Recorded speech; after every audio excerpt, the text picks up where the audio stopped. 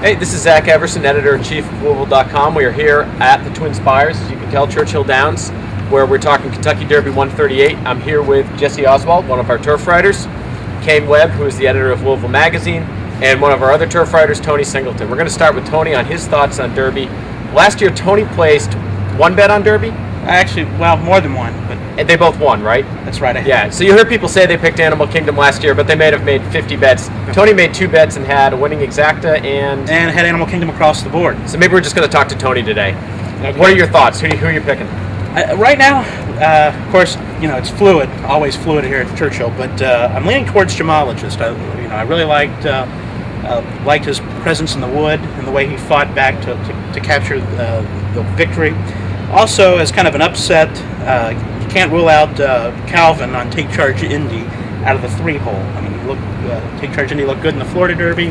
I think there's a really good shot there that, as an upset, it's there. Of course, it's Churchill, it's Calvin, means he's going to be bet down, probably not as much value, but the fact that Gemologist, switching back, is going off as the third choice and is undefeated after 2 wins here at Churchill, I think there's a good chance there. And you're not concerned about the Burrell too much? I mean, that's what my parents call up Derby Day, 3 minutes to post, and it's put $5 on Calvin's horse. So that's...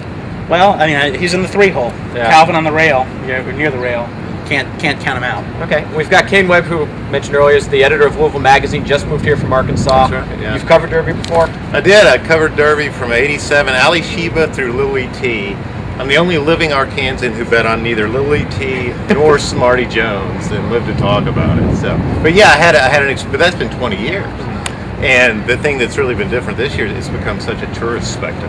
I'm on the backside every day.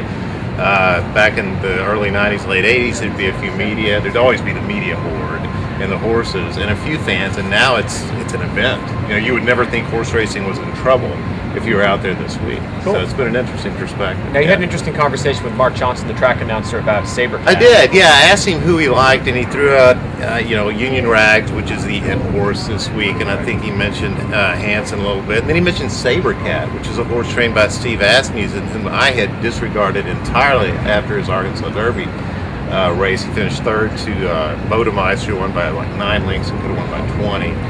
And he said, go back and look at the race. He didn't need to win. He had won the $1 million Delta Downs jackpot as a 2-year-old. He had the earnings to get in. All he needed was a good outing. And he did have a good outing. So he might be that bomb to throw in at the last minute if you're looking for the 50, 60 to 1 horse who could do something. And his morning line was 30 to 1, right? I think so, yeah. And I think it'll be higher than that once we go to post. Cool. Yeah. Cool. Jesse, our turf writer, had an article on Dale Romans in the latest issue, or the April issue rather, of Louisville Magazine. Can you talk about Dullahan, his horse, at all?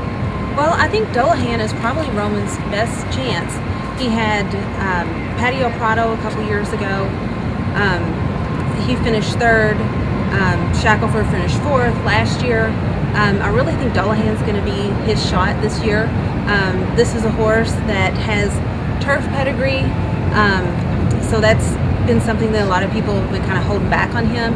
They think that he's not going to handle the dirt. He did finish 4th in the Breeders' Cup Juvenile here on the dirt, so I think that says a lot.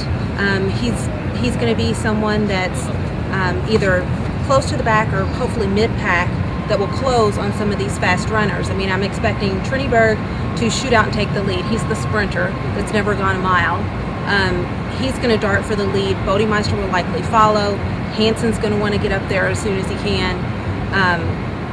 So I think some of these pace setters or closers are going to be the ones that you need to watch for.